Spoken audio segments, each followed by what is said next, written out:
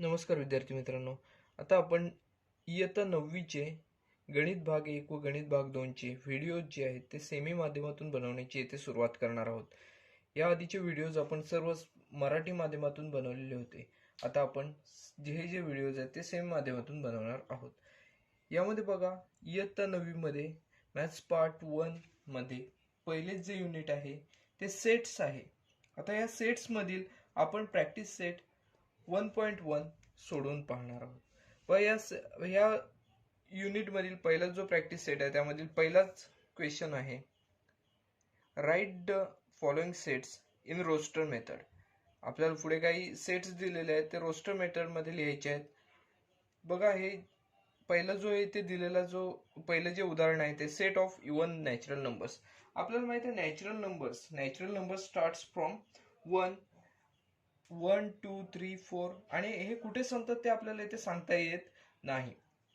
हे natural numbers 1 2 3 पासून start होतात आणि कुठे संपतील हे आपल्याला सांगता येत नाही. त्यामध्ये अजून एक अट दिलेली आहे, एक कंडिशन दिलेली आहे, set of even natural numbers इथे पाहिजे आहेत. मग आता हा जो सेट आहे तो आपण या सेटला नाव देऊया एम इज इक्वल टू, बघा पहिला इव्हन नॅचरल नंबर कोणता आहे तर 2 4 6 8 आणि हे कुठे संपतील ते आपल्याला इथे सांगता येत नाही. वा पहिलं जे एक्झाम्पल होतं ते आपल्या इथे पूर्णपणे सोडून झालेलं आहे. यामध्ये आपल्याला काय दिले होते तर set of even natural numbers.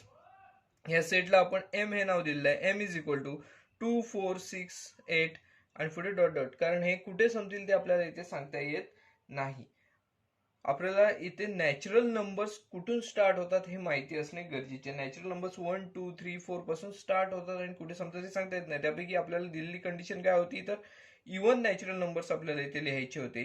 Even natural number 2 पासून स्टार्ट होतात, 2 4 6 8 अशा स्वरूपात आपले हे जे पहिले उदाहरण आहे ते इथे सोडून झालेले आहे. बघा, दुसरा जो क्वेश्चन आहे तो आहे दुसरा example, set of even prime numbers from 1 to 50. आता इव्हन प्राईम नंबर्स कोणते असतात ते आपल्याला इथे लक्षात असणे गरजेचे आहे. प्राईम नंबर्स ते असतात की ज्या नंबर्सना 1 आणि ती स्वतः संख्या अशा दोनच संख्यांनी भाग जातात अशा संख्या, म्हणजेच त्या डिव्हिजिबल कशाने असतात तर 1 आणि ती स्वतः संख्या यांनीच फक्त ते डिव्हिजिबल असतात. अशा संख्या आपल्याला इथे माहिती असतात. बघा, या संख्या कोणकोणत्या आहेत 1 to 50 पर्यंतच्या 2 3 5 7 11 13 17 19, म्हणजेच ह्या ज्या संख्या आहेत, हे जे डिजिट्स आहेत, हे जे फिगर्स आहेत, हे नंबर्स आहेत, त्यांना फक्त 1 आणि ती स्वतः डिजिट यांनीच फक्त भाग जातो. म्हणजे या दोनच संख्यांनी त्या डिव्हिजिबल असतात. म्हणजे त्या संख्यांना आपण काय म्हणतो तर प्राईम नंबर्स म्हणतो. परंतु आता इथे कंडिशन काय दिले, इव्हन प्राईम नंबर्स. बघा, आपण पाहिले आतापर्यंत 2 3 5 7, आता हे सगळे 5 3 5 7 हे सगळे पुढचे जे आहेत नंबर्स ते सगळे ऑड नंबर्स आहेत. आता आपल्याला इव्हन पाहिजे. इव्हन म्हणजेच कोणता असणार आहे, यामध्ये 2 हा एकच नंबर आहे की जो इव्हन प्राईम नंबर आहे. मग आपण याला एन हे या सेटला नाव देऊया, N is equal to 2. N is equal to 2. आपण एन न देता येथे ए हे नाव देऊया. एन हे नाव नॅचरल सेट साठी येथे दिले जाते, त्यामुळे आपण ए हे नाव देऊया, ए इज इक्वल टू 2. म्हणजेच बघा, ही जी आपल्याला कंडिशन दिलेली आहे, ही जी अट दिलेली आहे त्या अटीची पूर्तता करणारा हा सेट असेल असे इथे आपल्याला सांगता येऊ शकते. बघा, इव्हन प्राईम नंबर 2 हा एकच इव्हन प्राईम नंबर आहे असे इथे आपल्याला सांगता येते. हे एक्झाम्पल आपले इथे पूर्णपणे सोडून झालेले आहे. आता नेक्स्ट जे एक्झाम्पल आहे त्यामध्ये काय आहे बघा, सेट ऑफ निगेटिव्ह इंटेजर्स. आता आपल्याला नंबर लाईन माहिती आहे. नंबर लाईन मध्ये -1 -2 -3 असे जे नंबर स्टार्ट होतात ते सगळे काय आहेत तर निगेटिव्ह इंटेजर्स आहेत, हे आपल्याला माहिती असतं. मग आपल्याला यामध्ये निगेटिव्ह इंटेजर्स कुठे चालू होतात ते आपल्याला सांगता येत नाही, परंतु त्याचा एंड जो आहे तो -1 ला होतो हे आपल्याला इथे माहिती आहे. मग आपण ह्या सेटला नाव देऊया बी इज इक्वल टू, बघा हे कुठून स्टार्ट होतं ते आपल्याला सांगता येत नाही, कारण बघा हे जे नंबर्स असतात ह्या नंबरच्या डाव्या बाजूचे जे नंबर्स असतात, आता आपण इथे -3 घेऊया. -3, -2, -1 इथपर्यंत हे नंबर असतात. बघा हे जे नंबर आहेत ते ह्या बाजूला इकडे वाढत जातात, म्हणजेच लेफ्ट साईडला वाढत जातात. आपण पॉझिटिव्ह नंबर्स जे असतात ते सगळे राईट साईडला पुढे वाढत जातात. त्यामुळे आपण काय म्हणू शकतो, पुढे कुठे संपतील हे सांगता येत नाही. परंतु इथे हे जे आहेत ते कुठे सुरू होतात ते आपल्याला इथे सांगता येत नाहीत, कारण ह्याच्या आधीचे जे नंबर्स असतात ते ह्याच्यापेक्षा पुढच्या नंबर्स पेक्षा लहान असणार. म्हणजे -3च्या अगोदर इकडे नंतर इथे कोणता असणार, -4 असणार आहे. -4 हा -3 पेक्षा लहान नंबर आहे. म्हणजे इकडे आपल्याला त्यांचा एंड कुठे होईल हे ते सांगता येत नाही. बघा अशा स्वरूपात हे जे पहिले 3 जे एक्झाम्पल आहेत ती इथे आपली पूर्णपणे सोडून झालेली आहे. त्यानंतर आपण एक्झाम्पल नंबर 4 कडे वळणार आहोत. एक्झाम्पल नंबर 4 बघा काय आहे. 7 basic sounds of sargam, that is सूर. आता आपल्याला 7 सूर लिहायचे आहेत. बघा 7 सूर कोण कोण आहेत तर सा रे ग म प. हे जे सूर आहेत सा रे ग म प ध आणि शेवटचा नी, हे जे सूर आहेत ते येते सगळे सूर आहेत ते सरगम मधले सूर आहेत, हे आपल्याला माहिती आहेत. मग येथे आपल्याला ते लिहावे लागणार आहेत. बघा या सेटला आपण येथे नाव देऊया टी इज इक्वल टू, पहिला जो सूर आहे तो सरगम मधला सा हा आहे, सा. त्यानंतर रे, त्यानंतर ग,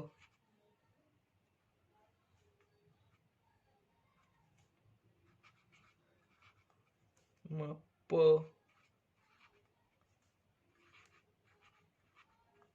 ध, नी. अशा स्वरूपात हे जे 7 सूर आहेत ते इथे आहेत असे आपल्याला इथे म्हणता येऊ शकते. बघा किती सूर आहेत तर 1 2 3 4 5 6 7, टोटल 7 यामध्ये सूर आहेत असे इथे आपल्याला म्हणता येऊ शकते. हा जो सेट होता तो काय होता, 7 basic sounds of sargam, that is सूर. बघा आपल्याला यावरून आपल्याला टी या सेटला आपण नाव दिलेलं आहे T. T is equal to सा रे ग म प ध नी.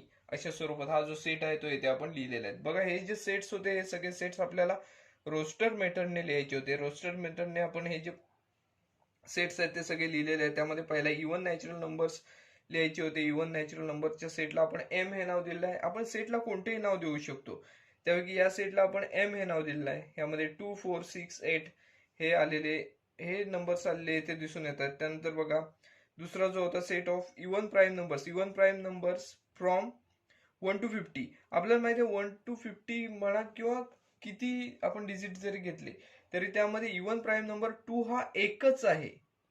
त्यामुळे आपण ए या सेटला ए हे नाव दिलेलं आहे, ए इज इक्वल टू 2. त्यानंतर सेट ऑफ निगेटिव्ह इंटेजर्स हा जो सेट आहे त्याला आपण बी हे नाव दिलेलं आहे. आणि आपण हा जो सेट आहे तो -3 -2 -1 अशा स्वरूपात घेतलेला आहे. इकडे आपण आधी डॉट डॉट घेतलेला आहे, ते विसरून येथे चालणार नाही. पुढचा जो सेट होता तो येथे 7 basic sounds of sargam, that is आपण याला आपण नाव दिलेलं आहे T. T is equal to सा रे ग म प ध नी. अशा स्वरूपात हा जो सेट आहे तोही आपण येथे लिहिलेले आहे. तेथे सगळे जे सेट्स आहेत ते आपण येथे रोस्टर मेथडने लिहिलेले आहेत. व नेक्स्ट क्वेश्चन आहे, write the following symbolic statements in words. आपल्याला इथे काही सिम्बॉलिक स्टेटमेंट्स दिलेले आहेत ते आपल्याला वर्ड्स मध्ये लिहायचे आहेत. बघा हे जे आहे इज इलेमेंट ऑफ साठी इथे आपल्याला हे जे हा जो सिम्बॉल आहे तो इथे दिला जातो, इज इलेमेंट ऑफ. आपल्याला याचं जे वाचन आहे ते कसं करता येईल तर 4/3 is element of Q. 4/3 is element of Q असं इथे म्हणता येऊ शकतं. मग आपण याचं वर्ड्स मध्ये लिहिणार आहोत. 4/3 is an element of Q असे इथे आपण म्हणणार आहोत. बघा ह्या साइनचा अर्थ काय होतो तो is element of, is element of Q. आता हे बघा म्हणजे काय क्यूचा हा जो आहे तो येथे एलिमेंट आहे असे इथे म्हणता येऊ शकतं. बघा पहिलं जे एक्झाम्पल होतं ते आपलं झालेलं आहे, दुसरं तसंच दिलेलं आहे. आता हे बघा हेच साइन आहे परंतु इथे आपल्याला एक आडवी रेष दिसत आहे. याचा अर्थ काय होतो इज नॉट इलेमेंट ऑफ. आता इथे हे जर साइन असेल तर इज इलेमेंट ऑफ आणि इथे जर असे साइन असेल तर इज नॉट इलेमेंट ऑफ असं याचा अर्थ होतो. म्हणजेच काय, तर -2 is not element of n. -2 is not element of n असे इथे आपल्याला म्हणता येऊ शकते. -2 is not element of n असे इथे आपल्याला म्हणता येऊ शकते. बघा हे जे एक्झाम्पल आहे ते आपलं सोडून झालेले आहे. याच्यामध्ये बघा आपण सिम्बॉल जे आहेत ते कशासाठी वापरले जातात ते आपल्याला इथे लक्षात असणे गरजेचे आहे. म्हणजे बघा हे जर साईन असेल तर इज अन एलिमेंट ऑफ, आणि असे जर साईन असेल हेच साईन आहे परंतु याच्यावर एक आडवी रेष दिसत आहे आपल्याला, त्याला आपण काय म्हणतो, is not an element of. बघा एन चा हा एलिमेंट नाहीये असे आपण येथे म्हणणार आहोत. त्याचबरोबर क्यू चा हा जो एलिमेंट आहे असे येथे म्हणणार आहोत. बघा ही जी पहिली 2 एक्झाम्पल होती दुसऱ्या क्वेश्चन मधली ती येथे पूर्णपणे आपली सोडून झालेली आहेत. थर्ड एक्झाम्पल आहे ते असेच प्रकारे दिलेले आहे, p is equal to p such that p is an odd number. आता बघा हे जे आहे ते आपल्याला वर्ड्स मध्ये लिहायचे आहे. आता हे वर्ड्स मध्ये लिहित असताना बघा आपल्याला अशा स्वरूपात लिहिता येईल, सेट p हा आपल्याला दिलेला आहे आणि याच्यामध्ये येणारे जे घटक असणार आहेत ते कोणकोणते असणार आहेत ते आपल्याला सांगता येऊ शकतात. Set p is a set of all odd numbers. यामध्ये सगळे जे ऑड नंबर्स आहेत ते या सेट मध्ये येणार आहेत. म्हणून आपण असे म्हणणार आहोत, set p is a set p हा जो सेट p आहे तो इज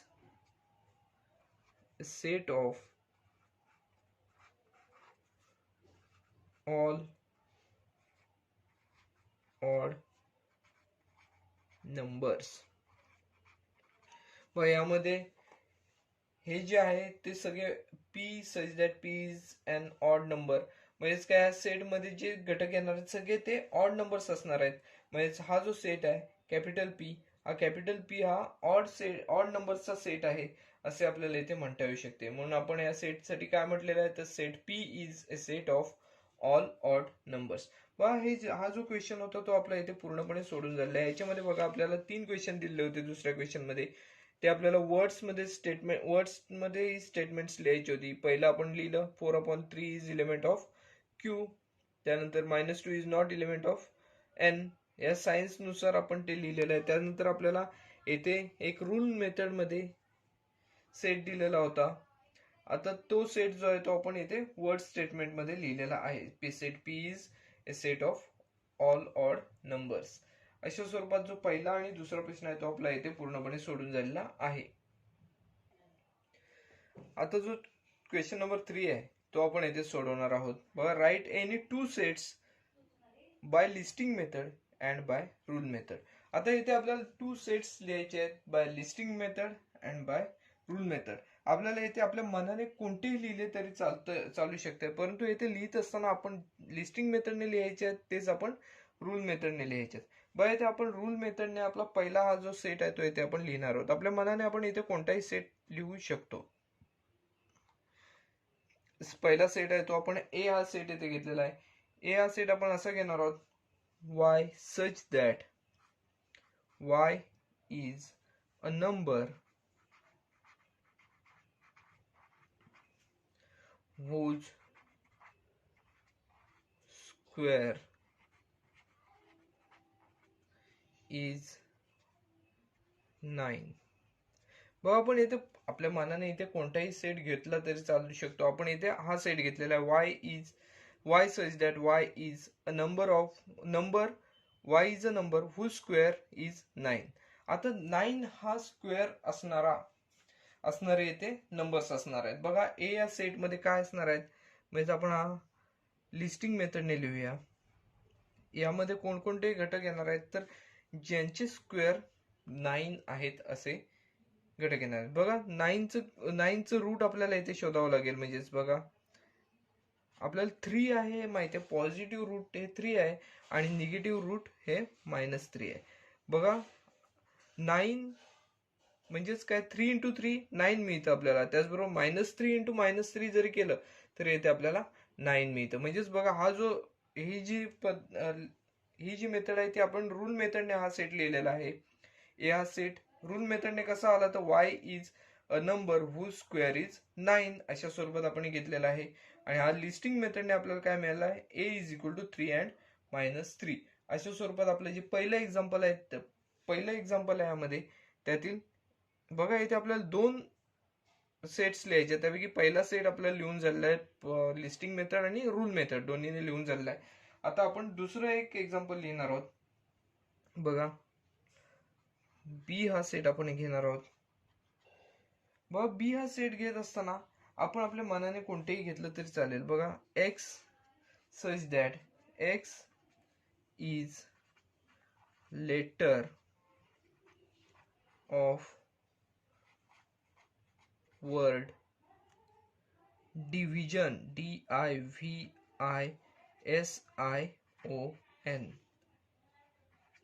बघा आपण हे काय घेतलेलं आहे, हा आपण रूल मेथडने घेतलेला आहे. हा जो सेट आहे तो B is equal to X such that X is letter of word division.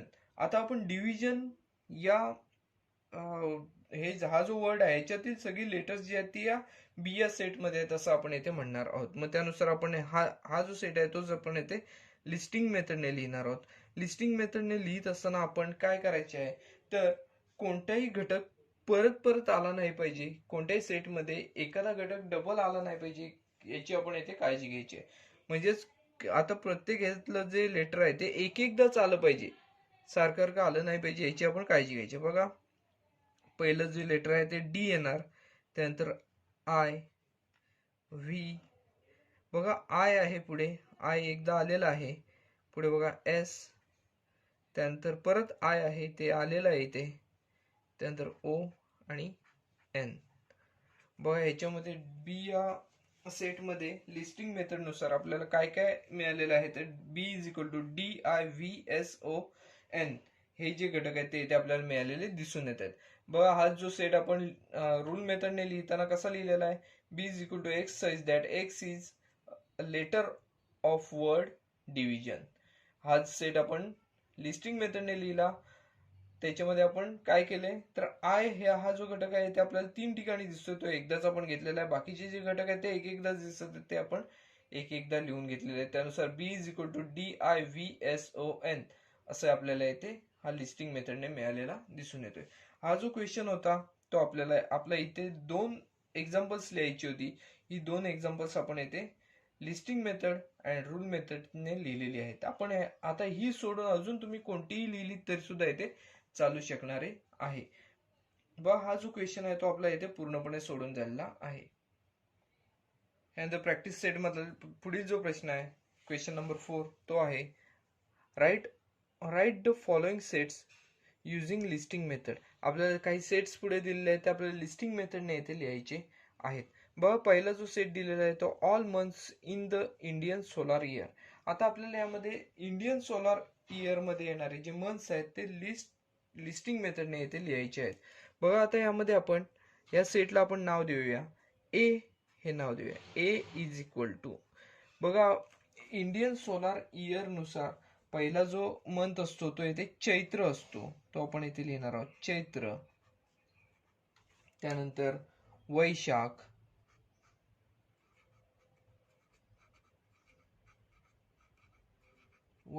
त्यानंतर ज्येष्ठ,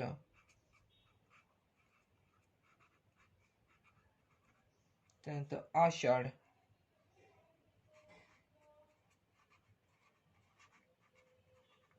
त्यानंतर श्रावण,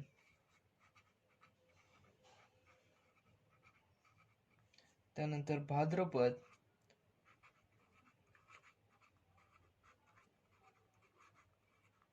त्यानंतर आश्विन,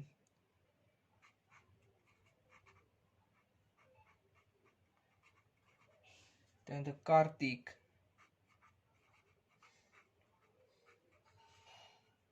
मार्गशीर्ष,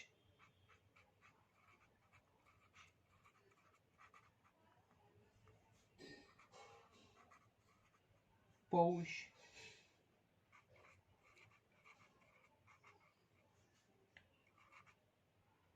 त्यानंतर आषाढ झालेला आहे, पौष नंतर माघ आणि त्यानंतर फाल्गुन. अशा स्वरूपात हे आपल्याला हे जे मंथ्स आहेत, all months in the Indian solar year, याच्यामध्ये जे मंथ्स आहेत ते आपल्याला इथे मिळताना दिसून येत आहेत. हे मंथ्स आहेत ते आपण येथे लिस्टिंग मेथडने लिहिलेले आहेत. त्यामध्ये बघा, चैत्र, वैशाख, ज्येष्ठ, आषाढ, श्रावण, भाद्रपद, आश्विन, कार्तिक, मार्गशीर्ष, पौष, माघ आणि फाल्गुन. अशा स्वरूपात हे आपल्याला येथे जे मंथ्स आहेत ते आपल्याला मिळताना दिसून येतील. हा जो पहिला जो आपल्याला लिस्टिंग मेथडने लिहायचा होता सेट, तो इथे पूर्णपणे आपण सोडवलेला आहे. आता प्रश्न पडला असेल, आपण ए प्रत्येक ठिकाणी का शेवटला लिहिलेला आहे? तर मंथ्स हे जे इंडियन सोलार इयर मधले जे मंथ्स आहेत त्यामध्ये शेवटला ए हे माघ MAGH असं न लिहिता MAGH फाल्गुन शेवटला ए अशा स्वरूपात इथे लिहिले जाते. हा जो पहिला क्वेश्चन होता तो इथे आपला पूर्णपणे सोडून झालेला आहे. यामधील दुसरा जो सेट आहे तो बघा, letters in the word complement. आता हा कॉम्प्लिमेंट हा वर्ड येथे दिलेला आहे आणि यातील लेटर्स जे आहेत त्या सेटमध्ये आपल्याला इथे लिहायचे आहेत. आता हा जो सेट आहे त्या सेटला आपण बी हे नाव देऊया. पहिला जो सेट होता त्याला आपण ए हे नाव दिलं होतं, त्यानंतर या सेटला बी हे नाव देऊया. कॉम्प्लिमेंट हा जो वर्ड आहे इथे आपल्याला दिलेला कॉम्प्लिमेंट हा वर्ड आहे. या वर्ड मधील अक्षरे यामध्ये आपल्याला लिहायचे, लेटर्स लिहायचे. पण तो लेटर्स लिहित असताना आपल्याला जो रूल आहे, सेट्सचा रूल आहे, तो आपल्याला इथे त्याचे पालन करावे लागणार आहे. म्हणजे कोणतेही जे अक्षर आहे, कोणतेही लेटर यामध्ये डबल होणार नाही, परत पुन्हा त्याची पुनरावृत्ती होणार नाही, याची आपण इथे काळजी घ्यायची आहे. मग त्यानुसार आपण कॉम्प्लिमेंट हा वर्ड बाय लिस्टिंग मेथड लिहिणार आहोत. बघा, पहिला सी हा वर्ड आहे, सी हा हे लेटर आहे, सी लिहिलं. त्यानंतर ओ आहे, त्यानंतर एम आहे, त्यानंतर पी आहे, त्यानंतर एल आहे, ई आहे, COMPLE. इथपर्यंत आपल्याला पुनरावृत्ती झालेली दिसत नाही. बघा, त्यानंतर एम दिसत आहे, एम येथे झालेला आहे, त्यामुळे एम आपण येथे लिहिणार नाहोत. त्यानंतर बघा ई आहे, ई पण येथे झालेले आहे, त्यामुळे ME हे दोन आपण जी लेटर्स आहेत ती येथे स्किप करणार आहोत. त्यानंतर पुढे एन आहे, एन आपण इथे घेऊ आणि शेवटचं लेटर आहे ते म्हणजेच टी.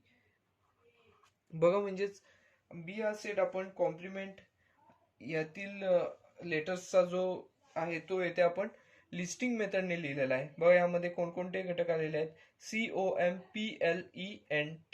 याच्यामध्ये एम आणि ई याची येथे पुनरावृत्ती झालेली दिसते, ती आपण येथे टाळलेली आहे. यामध्ये आपण पुनरावृत्ती कोणत्याही लिस्टिंग मेथडमध्ये कोणत्याही शब्दाची किंवा कोणत्याही घटकाची आपण येथे पुनरावृत्ती करत नाही. त्यानुसार आपण येथे काय केलेले आहे, हा जो सेट आहे तो लिस्टिंग मेथडने येथे लिहिलेला आहे. पण हे जे हा जो सेट होता तो येथे आपला पूर्णपणे लिहून झालेला आहे. अतिशय सोपा असा सेट होता. व पुढचा जो सेट आहे तो set of human sensory organs. Human sensory organs यामध्ये आपल्याला या सेट मध्ये लिहायचे आहेत. व हा जो सेट आहे यामध्ये आपल्याला ह्युमन सेन्सरी ऑर्गन्स कोणकोणते आहेत ते इथे माहीत असणे गरजेचे आहे. म्हणजेच nose, ears, eyes, tongue and skin, those are human sensory organs. हे आपल्याला इथे माहीत असणे गरजेचे आहे. त्यानुसार आता इथे आपण हा जो सेट आहे या सेटला आपण सी हे नाव देऊया आणि यामध्ये या सेटमध्ये आपण ह्युमन सेन्सरी ऑर्गन्स जे आहेत ते सगळे येथे लिहायचे आहेत. बघा, एकूण 5 येथे ह्युमन सेन्सरी ऑर्गन्स आहेत. त्यामध्ये पहिला जो ऑर्गन आहे तो येथे नोज हा आहे, नोज. त्यानंतर इयर्स, आईज, त्यानंतर टंग आणि शेवटचा उरला तो म्हणजे स्किन. हे जे आहेत ते येथे ह्युमन सेन्सरी ऑर्गन आहे असे येथे आपल्याला म्हणता येऊ शकते. बघा, set of human sensory organs आपण लिहिलेले आहे. या सेटला आपण नाव दिलेलं आहे C is equal to nose, ears, eyes, tongue and skin. हे सगळे घटक आहेत ते आपण ह्युमन सेन्सरी ऑर्गन्स मध्ये लिहिलेले आहेत, या सेट मध्ये लिहिलेले आहेत. बघा, यामध्ये लिहित असताना आपल्याला हे माहिती असले पाहिजे की ह्युमन सेन्सरी ऑर्गन्स कोणते आहेत. जर हे माहिती नसेल तर या सेटमध्ये आपण काही लिहू शकत नाही. त्यामुळे आपल्याला यांची माहिती सुद्धा असणे गरजेचे आहे. यातील क्वेश्चन नंबर 4 जो आहे तो set of prime numbers from 1 to 20. आपल्याला येथे हा जो सेट आहे त्यामध्ये 1 to 20 याच्यामध्ये येणारे सगळे प्राईम नंबर्स लिहायचे आहेत. बघा प्राईम नंबर्स आपल्याला माहिती आहेत जे नंबर्स असे नंबर्स की ज्यांना 1 आणि तो स्वतः नंबर यांनीच फक्त डिव्हिजिबल करता येते असे नंबर्स जे आहेत त्यांना आपण प्राईम नंबर्स असे म्हणतो. मग आता त्यानुसार प्राईम नंबर्स आपण येथे लिहिणार आहोत. बघा या सेटला आपण डी हे नाव देऊया. डी इज इक्वल टू पहिला 2 हा इवन प्राईम नंबर आहे. 2 हा एकमेव इवन प्राईम नंबर आपल्याला येथे दिसून येतो. 2 नंतर 3 हा सुद्धा येथे प्राईम नंबर आहे. 4 नाही, 5 हा आहे, 6 नाही, 7 आहे, 8 नाही आहे प्राईम नंबर, 9 नाही, 9 नाही आहे प्राईम नंबर, 10 नाही, 11 हा एक प्राईम नंबर आहे असे इथे आपण म्हणू शकतो. 12 नाही, 13 हा येथे प्राईम नंबर आहे. 14, 15, 16 नाही, 17 हा येथे प्राईम नंबर आहे. 18 नाही, येथे 19 हा सुद्धा येथे प्राईम नंबर आहे असे इथे आपण म्हणू शकतो.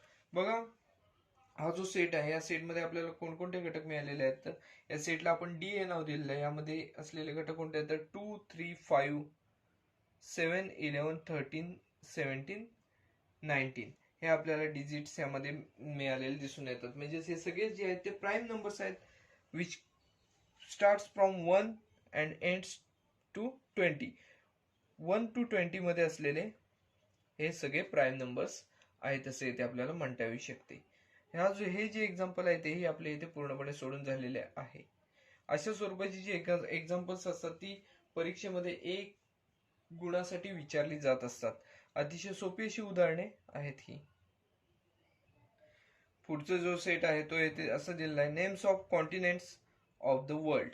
आपल्याला हा जो सेट आहे या सेटमध्ये कॉन्टिनेंट्सची नेम लिहायची आहेत. कॉन्टिनेंट्स म्हणजेच खंड. आता या खंडांची नावं इथे आपल्याला लिहायची आहेत.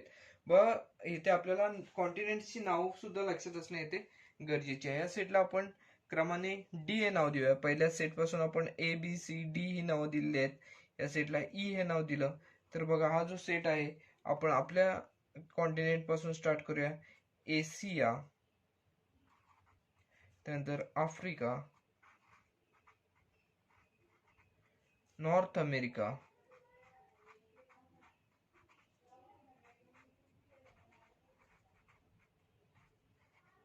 त्यानंतर साऊथ अमेरिका,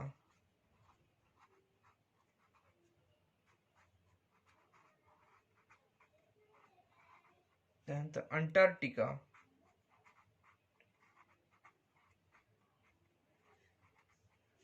युरोप,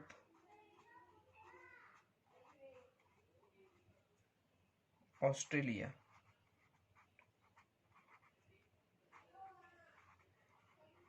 बघा ही जी कॉन्टिनेंट्स आहेत ते आपण येथे लिहिलेली आहेत. बघा एकूण यामध्ये आपल्याला किती कॉन्टिनेंट्स मिळालेले आहेत.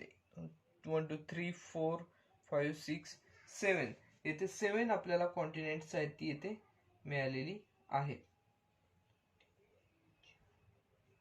आपला हा जो एक क्वेश्चन होता यामध्ये आपल्याला सेट काही दिले होते ते लिस्टिंग मेथडने लिहायचे होते. ते आपण येथे लिस्टिंग मेथडने सर्व जे सेट होते ते येथे लिहिलेले आहेत. याच्यामध्ये पहिला जो क्वेश्चन होता त्यामध्ये आपल्याला all months in Indian solar year मधले जे आपल्याला मंथ्स आहेत ते आपल्याला लिहायचे होते. ते आपण येथे लिहिलेले आहेत. चैत्र, वैशाख, ज्येष्ठ, आषाढ, श्रावण, भाद्रपद, अश्विन, कार्तिक, मार्गशीर्ष, पौष, माघ अँड लास्ट इज फाल्गुन अशा स्वरूपात इथे लिहिलेले आहेत. बघा इथे आपल्याला दुसरा जो क्वेश्चन होता त्यात कॉम्प्लिमेंट मधले वर्ड्स लिहायचे. या कॉम्प्लिमेंटच्या वर्ड मधील इथे लेटर्स लिहायची होती. आता ही लेटर्स लिहित असताना कोणत्याही घटकाची पुनरावृत्ती होणार नाही याची आपण इथे काळजी घेतलेली आहे. आणि ME हे जे 2 घटक आहेत ते आपले इथे पुनरावृत्ती झालेली याच्यामध्ये दिसून येते ती आपण इथे केलेली नाहीये. तसंच बघा इथे आपल्याला ह्युमन सेन्सरी ऑर्गन्स लिहायचे होते. ह्युमन सेन्सरी ऑर्गन्स कोणकोणते आहेत nose, ears, eyes, tongue and skin हे इथे लिहिलेले आहेत. त्याचबरोबर बघा 1 to 20 पर्यंतचे आपल्याला इथे प्राईम नंबर्स लिहायचे होते. प्राईम नंबर्स आपण इथे लिहून काढलेले आहेत. And last one is continents of the world. आपण इथे कॉन्टिनेंट्स सगळी इथे लिहून काढलेली. बघा हा जो क्वेश्चन आहे तोही आपला इथे पूर्णपणे सोडून झालेला आहे. यानंतर एक शेवटचा जो क्वेश्चन आहे तो उरलेला आहे बघा. याच्यामध्ये आपण काय केलेलं आहे तर आपल्याला सेट्स दिले होते त्याचे आपण लिस्टिंग मेथड मध्ये रूपांतरण केलेलं होतं. आता आपल्याला काय करायचं आहे तर लिस्टिंग मेथड मध्ये दिलेलं आहे त्याचं आपल्याला रूल मेथड मध्ये येते रूपांतरण करायचे आहे. तर तो क्वेश्चन आता आपण सुरू करणार आहोत. पुढील जे एक्झाम्पल आहे ते काय आहे question, right the following sets using rule method. आपल्याला जो दिलेला आहे सेट तो येथे लिस्टिंग मेथडने दिलेला आहे. यामध्ये बघा a is equal to 149 16 25 36 49 64 81 and 100 हे आपल्याला दिलेले आहेत. ए या सेट मधील घटक दिलेले आहेत. त्याचे आपल्याला रूल मेथड मध्ये आपल्याला कन्व्हर्जन करायचं आहे. आता रूल मेथड मध्ये कन्व्हर्जन करत असताना आपल्याला ह्यामध्ये जो रूल आहे काय आहे यामध्ये ते आपल्याला इथे शोधून काढावं लागतं. बघा आपण जर निरीक्षण केलं तर इथे आपल्याला 1 to 10 नंबर्स पर्यंतचे स्क्वेअर नंबर्स दिसत आहेत. 1 to 10 नंबरचे स्क्वेअर दिसत आहेत. बघा 1 चा स्क्वेअर 1, 2 चा स्क्वेअर 4, 3 चा स्क्वेअर 9, 4 चा स्क्वेअर 16, 5 चा स्क्वेअर 25, 6 चा स्क्वेअर 36, 7 चा स्क्वेअर 49, 8 चा स्क्वेअर 64, 9 चा स्क्वेअर 81 आणि 10 चा स्क्वेअर 100 अशा स्वरूपात आपल्याला हे नंबर्स दिसत आहेत. मग हे जे आहे त्याच्यामध्ये रूल कोणता आहे, those are numbers from 1 to 10. आता इथे आपल्याला असं म्हणता येऊ शकतं those are squares of numbers 1 to 10. 1 पासून 10 पर्यंतचे इथे आपल्याला स्क्वेअर्स आहेत असे इथे आपल्याला दिसून येते. मग त्यानुसार इथे आपण हा जो सेट आहे तो आपण रूल मेथडने लिहित असताना कसा लिहिणार आहोत, a is equal to x such that x is equal to n square. बघा n स्क्वेअर म्हणजेच काय, हे जे नंबर्स आहेत ते सगळे स्क्वेअर नंबर्स आहेत असे आपल्याला म्हणता येऊ शकते. त्याचबरोबर काय आहे, हा जो n आहे तो कॅपिटल N म्हणजे नॅचरल नंबर्सचा एलिमेंट आहे. n is element of natural numbers. That capital N stands for natural numbers. n is element of natural numbers and also we have to write n is smaller than 11. बघा 11 पेक्षा 11 पेक्षा लहान सगळ्या संख्या n म्हणजेच, आणि n म्हणजेच काय तर नॅचरल नंबर्स आहे. नॅचरल नंबर्स 1 पासून स्टार्ट होतात आणि कुठे संपतात ते आपल्याला सांगता येऊ शकत नाही 1 2 3 4. परंतु इथे आपल्याला ही जी कंडिशन लिहिलेली आहे ती काय दिलेली आहे, आपण लिहिलेली आहे 11 पेक्षा लहान आहे. n हा जो आहे तो 11 पेक्षा लहान आहे. त्याचबरोबर काय n हा नॅचरल नंबर्सचा एलिमेंट आहे असे इथे आपण म्हटलेले आहे. बघा हा जो सेट आहे तो येथे आपण रूल मेथडने लिहिलेला आहे. रूल मेथडने लिहित असताना आपण काय केलेले आहे तर a is equal to x such that x is equal to n square आणि पुढे कंडिशन काय दिलेली आहे, n is element of natural numbers that n is stands for natural numbers and also n is smaller than 11. हे आपल्याला जे आहे ते इथे कंडिशन दिलेले आहेत. त्यानुसार हे जे पहिले एक्झाम्पल आहे ते आपण लिस्टिंग मेथडचं इथे रूल मेथड मध्ये कन्व्हर्जन इथे केलेले आहे.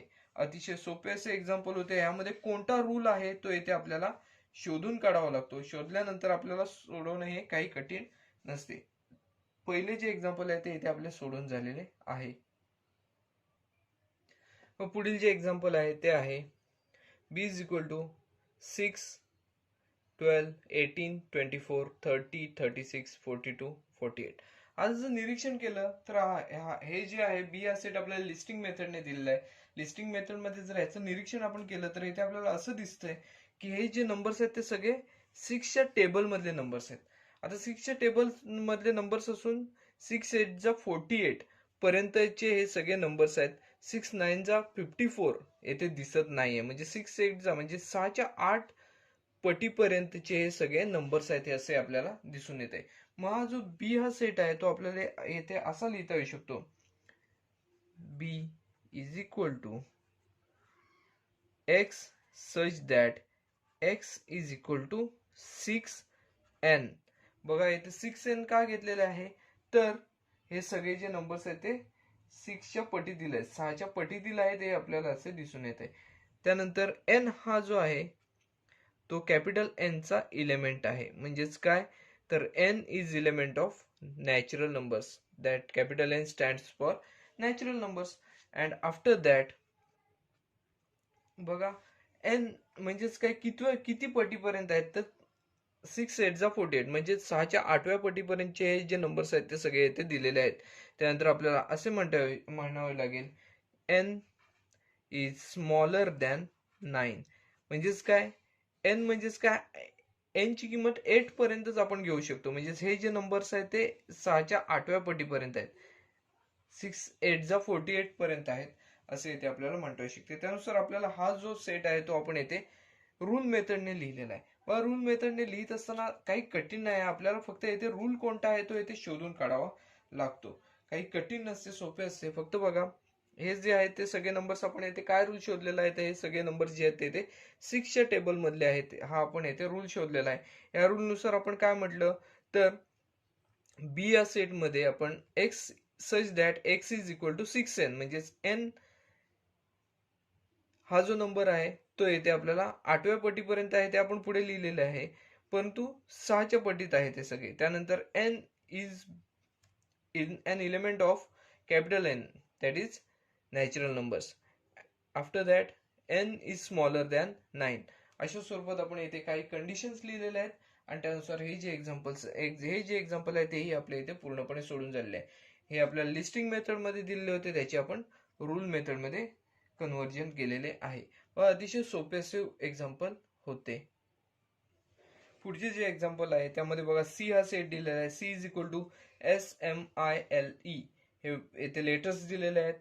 यानुसार हा सेट दिलेला आहे. बघा जर आपण हा रूल मेथड मध्ये याचं जर कन्व्हर्जन करायचं म्हटलं तर आपल्याला इथे हा वर्ड जो आहे इथे वर्डच तयार झालेला दिसतोय. SMILE ह्याचा आपण स्पेल काय करू शकतो तर स्माइल हा याचा उच्चार होतो असे आपल्याला दिसून येते. म्हणजेच हे जे आहेत हे लेटर्स स्माइल या वर्ड मधले आहेत असे येथे आपण म्हणू शकतो. बघा असे जर म्हटले तर येथे आपल्याला हा जो सेट आहे तो आपल्याला असा म्हणता येऊ शकतो. C is equal to x such that x is later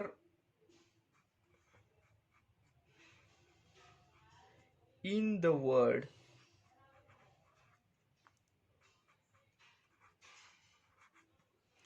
smile. व इथे आपल्याला कॅपिटल सगळे दिले आहेत म्हटल्यावर इथे कॅपिटलच वर्ड लिहावे लागणार आहेत. बघा आपल्याला इथे काही कठीण नाही आहे. हे बघा स्माइल हा वर्डच दिलेला होता, तसं प्रत्येकाच्या मध्ये स्वल्पविराम दिसत आहे, परंतु हा जो वर्ड आहे तो आपल्याला इथे काय आहे तयार झालेला आहे तो कळत आहे. त्यानुसार आपण इथे काय म्हटलेलं आहे तर X such that X is letter in the word smile. Smile या वर्ड मधील हे लेटर एक लेटर आहे असे ते आपण म्हटलेलं आहे. त्यानुसार सी या सेट मध्ये आपण बाय लिस्टिंग मेथड अशा स्वरूपात आहे आणि बाय रूल मेथड आपण अशा स्वरूपात लिहू शकतो. बघा हे जे एक्झाम्पल आहे तेही आपल्या इथे पूर्णपणे सोडून झालेले आहे. अतिशय सोपे असे एक्झाम्पल आहे. पुढील जे एक्झाम्पल आहे त्यामध्ये आपल्याला डी हा सेट दिलेला आहे. फोर्थ एक्झाम्पल डी हा सेट दिलेला आहे. त्यामध्ये डी या सेट मध्ये असलेले घटक बघा कोणकोणते आहेत तर Sunday, Monday, Tuesday, Wednesday, Thursday, Friday, Saturday.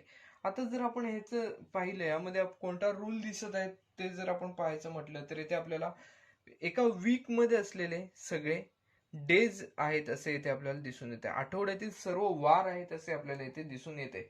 Weak मधले डेज आहे ते. मग आता आपण डी हा सेट जो आहे तो बाय रूल मेथड आपण कसा लिहिणार आहोत तर बघा X such that X is a day of the weak.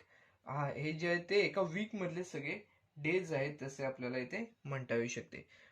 X such that X is a day of the weak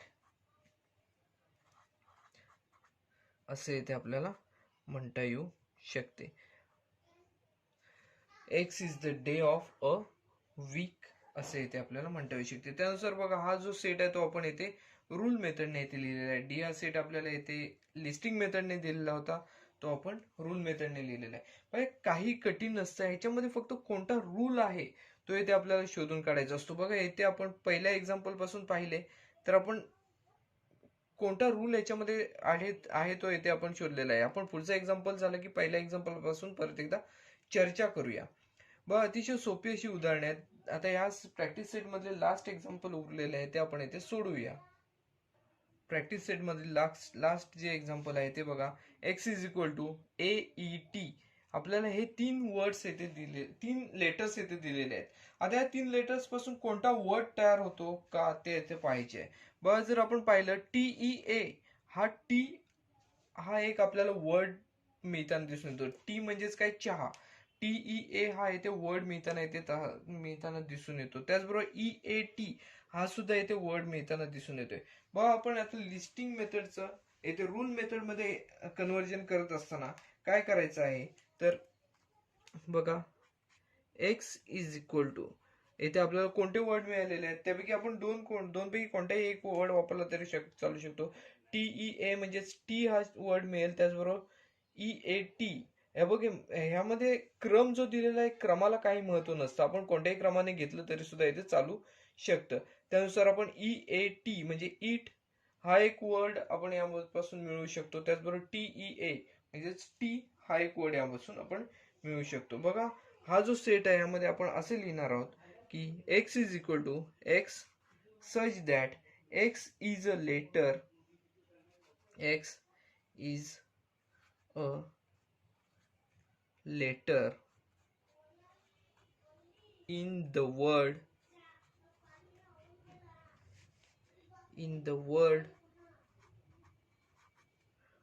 T. बघा, टीच्या ऐवजी आपण इट जरी लिहिलं तरी चालेल. EAT, इट जरी लिहिलं तरी येथे चालू शकणार आहे. बघा, आपण टी हा येथे वर्ड वापरलेला आहे. टी या वर्ड मधील ही सगळी येथे लेटर्स आहेत असे येथे आपण मांडलेले आहे. बघा, हे जे एक्झाम्पल आहे हे आपल्या येथे पूर्णपणे सोडून झालेले आहे. ह्याच्यामध्ये या सर्व एक्झाम्पल मध्ये एक सांगायचे राहून गेले, आपण प्रत्येक ठिकाणी एक्स सच दॅट घेतलं, इथे पण एक्स सच दॅट घेतलं, इथे एक्स सच दॅट घेतलं, सगळ्या ठिकाणी एक्स सच दॅट घेतलं. त्याच्याऐवजी तुम्ही येथे घेत असताना वाय सच दॅट वाय असं जरी घेतलं तरी चालेल, झेड सच दॅट झेड असं घेतलं तरी सुद्धा चालेल. इथे वर्ड कोणता घ्यावा ह्याला काही महत्व नाही. आपण इथे प्रत्येक एक्झाम्पल मध्ये एक सच दॅट आपलं सोडत असताना अनावधानाने घेतलेलं आहे. तर तुम्ही येथे कोणताही वर्ड घेऊन हे उदाहरण, ही जी एक्झाम्पल्स आहेत ती येथे सोडवू शकता. बघा, हा जो क्वेश्चन होता, या क्वेश्चन मध्ये आपण पहिल्यापासून 5व्या क्वेश्चन पर्यंत जी एक्झाम्पल सोडवली त्याच्याविषयी परत एकदा आपण चर्चा करूया. बघा, यामध्ये आपण काय केलेले आहे तर पहिल्यामध्ये बघा, आपल्याला लिस्टिंग मेथडने एक सेट दिलेला होता. याच्यामध्ये कोणता रूल आहे तो आपण येथे शोधून काढला. कोणता रूल आहे तर हे जे नंबर्स आहेत ते स्क्वेअर नंबर्स आहेत. 1 to 10 पर्यंतच्या नंबरचे स्क्वेअर्स आहेत सगळे. त्यानुसार आपण येथे रूल मेथड मध्ये आपण काय म्हटलेले आहे की X such that X is equal to N square. हे सगळे स्क्वेअर नंबर्स आहेत. पण एन म्हणजेच काय आहे तर एन हा कॅपिटल एन म्हणजे नॅचरल नंबर्सचा इलेमेंट आहे असे इथे म्हटलेलं आहे. त्याचबरोबर 11 पेक्षा लहान आहे. एन इज स्मॉलर दॅन 11 म्हणजे smaller than 11 natural number, the number which is smaller than 11 that is 10 म्हणजे 10 पर्यंतचे हे सगळे नंबर्सचे स्क्वेअर्स आहेत असे आपण इथे म्हणू शकतो. यामध्ये बघा, 6च्या टेबल मधले हे सगळे नंबर्स होते. 6 8 जा 48 म्हणजे 6च्या 8व्या पटीपर्यंतचे हे सगळे नंबर्स आहेत असे इथे आपण म्हणू शकतो. त्यानुसार आपण काय म्हटलेलं आहे तर B is equal to X such that X is equal to 6n. परत आपण इथे काय दिलेलं आहे, अट पुढची कंडिशन काय दिलेली आहे, N is element of capital N that is natural numbers and N is smaller than 9. 8व्या पटीपर्यंत आहेत म्हटल्यावर 9 पेक्षा लहान ही एन ची किंमत असली पाहिजे म्हणजे एन इज स्मॉलर दॅन 9 असे येथे आपण घेतलेले आहे. त्यानंतर बघा, पुढचं जे होतं ते आपल्याला इथे स्माइल हा वर्ड दिलेलाच होता. वर्ड म्हणजेच काय, इथे आपल्याला जे लेटर्स दिलेले आहेत त्यापासून स्माइल हा वर्ड तयार होतो हे आपल्याला इथे दिसत आहे. त्यानुसार आपण इथे स्माइल या वर्ड मधील ही सगळी लेटर्स आहेत असे इथे लिहिलेले आहे. त्यानंतर पुढचा जो सेट होता तो अतिशय सोपा सेट होता. यामध्ये आपल्याला वीक मधले डेज दिसत आहेत सगळे. मग त्यानुसार आपण हे काय म्हटलेलं आहे, x such that X is a day of a week असे म्हटलेलं आहे. त्यानंतर बघा, पुढचा जो सेट होता लास्ट एक्झाम्पल, यामध्ये AET हे 3 वर्ड्स दिलेले होते, 3 लेटर्स दिलेले होते. या लेटर्स पासून आपल्याला एक वर्ड तयार करायचा होता. आपण कोणता वर्ड तयार केलेला आहे तर TEA हा एक वर्ड तयार केलेला आहे. ते अजून आपण एक वर्ड विचारात घेतलेला होतो, म्हणजेच EAT ईट हा सुद्धा इथे वर्ड तयार होताना दिसून येतो. पण आपण येथे टी हा एकच वर्ड घेतलेला आहे, त्यानुसार आपण काय म्हटलं, X is that X is a letter in the word T असे इथे दाखवलेले आहे. वा हा जो प्रॅक्टिस सेट आहे तो आपला इथे पूर्णपणे सोडून झालेला आहे. वा हा जो व्हिडिओ आहे तो आपण येथे थांबवत आहोत. व्हिडिओ आवडला असल्यास व्हिडिओ लाईक करा, व्हिडिओ जास्तीत जास्त शेअर करा, म्हणजे बरेच विद्यार्थ्यांना या व्हिडिओचा फायदा घेता येऊ शकतो. चॅनल सबस्क्राईब करायला विसरू नका. धन्यवाद.